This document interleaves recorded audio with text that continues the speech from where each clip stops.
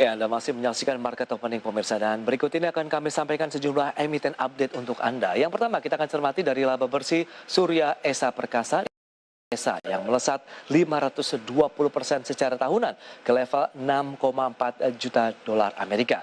Kemudian ada laba bersih dari mitra keluarga dengan kode saham Mika yang tumbuh 59,15% secara tahunan menjadi 316,34 miliar rupiah pada kuartal pertama tahun ini.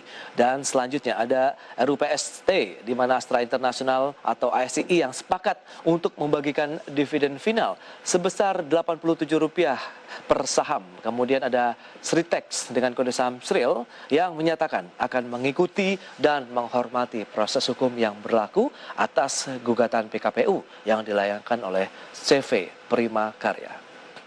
Ya, kita akan fokus bagaimana dengan kondisi fundamental dari PT Astra International Tbk. Selengkapnya bisa Anda saksikan di layar televisi Anda. Ini adalah hasil dari RUPS ST Astra International yang sepakat untuk membagikan dividen sebesar Rp87 per saham, di mana pada kinerja Jumat pekan lalu naik 3,2% di level 5.625.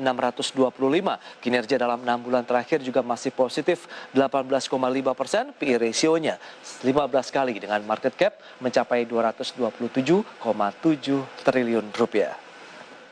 Baik pemirsa, kita akan lanjutkan kembali perbincangan bersama dengan Bapak Alfred Nainggolan, Head of Research dari Praus Capital. Baik Pak Alfred, ini adalah beberapa emiten update yang sudah kita sampaikan. Di tengah dari penguatan tipis-tipis saja ini dari pergerakan indeks harga saham gabungan, bagaimana dengan Astra International? Kita akan fokus dulu karena ini menjadi salah satu emiten yang juga diuntungkan dengan beragam stimulus ya di sektor otomotif yang sudah digelontorkan oleh pemerintah, Pak Alfred. Bisa lepas dari otomotif yang memang banyak masih menjadi kontributor terbesar dalam performa Astra ya, dan memang angka di bulan Maret itu penjualan memang relatif sangat baik sekali ya, bisa dikatakan sudah kembali ke penjualan bulanan secara normalnya sebelum pandemi akibat tadi stimulus dari pemerintah, dan ini yang memang menjadi sentimen yang cukup positif sekali bagi Astra karena tadi sektor otomotif masih menjadi kontributor terbesarnya. Jadi kalau bicara masalah result Q1 ya memang terjadi penurunan karena pasar memang melihat bahwa di Januari, Februari 2020 itu kan bisa dibilang masih dalam kondisi normal. Sementara Januari, Februari di 2021 itu masih ada pembatasan kegiatan yang memang membuat aktivitas juga turun sehingga ekonomi juga turun, sehingga result dari Astra juga di Januari, Februari 2021 masih bisa dikatakan juga masih terdampak oleh pandemi.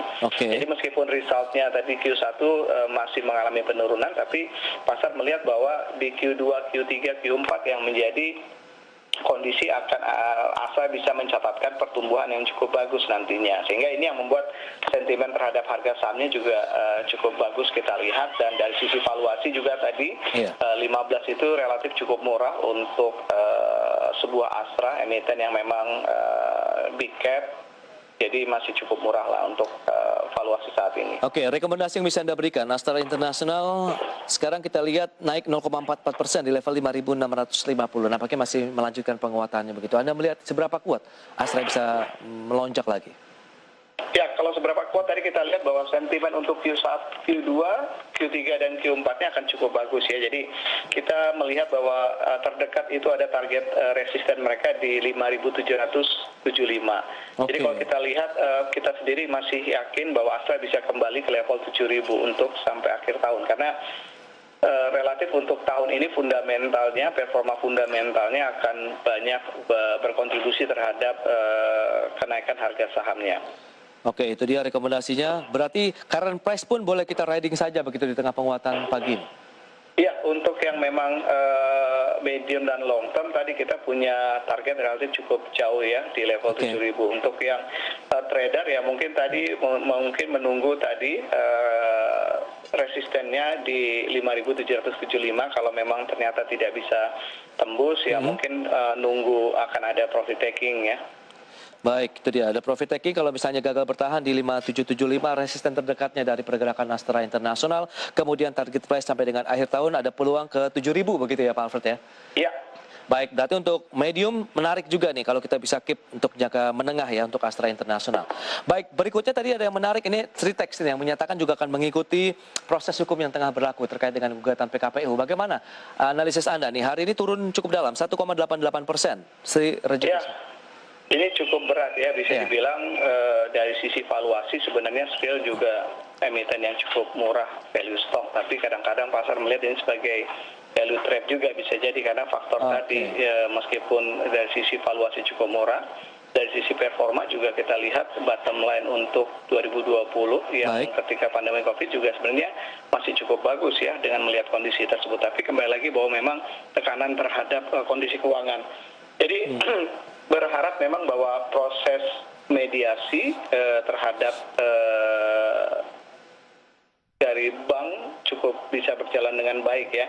Karena kalau kita lihat prospeknya masih cukup bagus, Skrill sebagai pemain besar di bisnis tekstil kita, apalagi tadi exposure ekspornya juga cukup tinggi, sehingga kita berharap tadi bahwa perbankan khususnya tadi KNB Bank bisa terjadi proses mediasi karena memang kemarin sampai tanggal 1 April ya untuk pinjaman dari KNB jatuh temponya dan memang ternyata sudah mulai ada arah PKPU dan berharap tadi bisa ada proses mediasi dalam proses ini sehingga tidak mengarah kepada penghentian operasi dan sebagainya.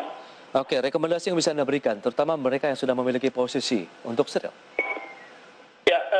Kalau melihat skala bisnisnya dan performa secara laporan keuangannya sih kemungkinan mungkin Skrill bisa melewatin permasalahan ini ya.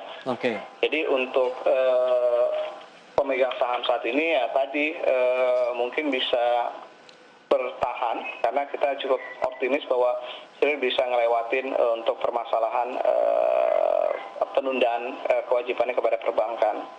Baik, itu dia rekomendasinya. Jadi sebaiknya di hold saja yang sudah punya atau bagaimana nih, Pak Alfred?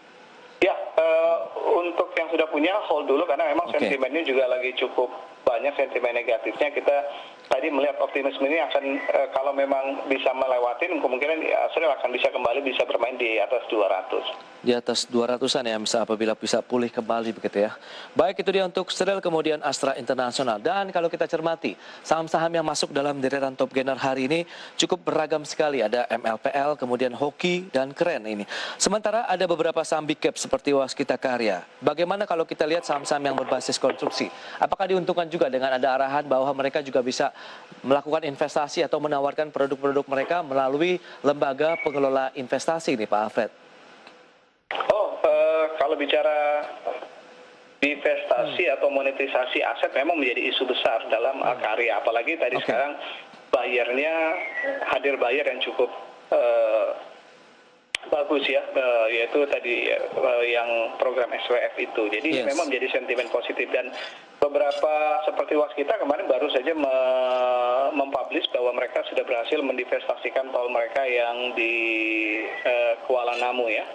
Jadi ini sebenarnya hasil yang cukup baik. Ini menunjukkan bahwa pelan-pelan isu utama di BUMN karya kita bicara masalah likuiditas, khususnya tadi bicara masalah penurunan utang, kemungkinan akan bisa terrealisasi dengan adanya divestasi tol. Jadi memang ini menjadi isu utama yang membuat cukup sensitif terhadap performa sahamnya. Rekomendasi untuk Waskita Karya yang hari naik 2,8% di level 1100. Kalau kita cermati memang secara teknikal atau chart satu bulan terakhir memang berada di level bawah ya. Setelah juga mengalami penurunan begitu dari level 1400-an, Pak Fred. Ya, kalau Waskita kita ngelihat result kemarin ya, begitu mereka bisa mendivestasikan tolnya, kalau ini masih terus berjalan dan kemungkinan ini akan menyelesaikan permasalahan besar mereka dan kita optimis untuk Waskita Karya bisa kembali bermain di level 1400-1500. Jadi berharap tadi bahwa divestasinya terus berlanjut dan terjadi penurunan terhadap beban utangnya karena memang ini menjadi isu utama atau isu besar di BUMN karya kita. Baik, current price boleh hajar kanan berarti Pak atau bagaimana? Ya, kita masih optimis sekali ya untuk Waskita Karya dengan result penjualan tolnya. Baik, itu dia untuk Waskita Karya. Masih ada beberapa emiten karya yang lainnya juga sudah diburu oleh para investor. Kita bahas nanti di segmen berikutnya Pak Alfred. Dan pemirsa kami akan segera kembali usai pariwara berikut ini.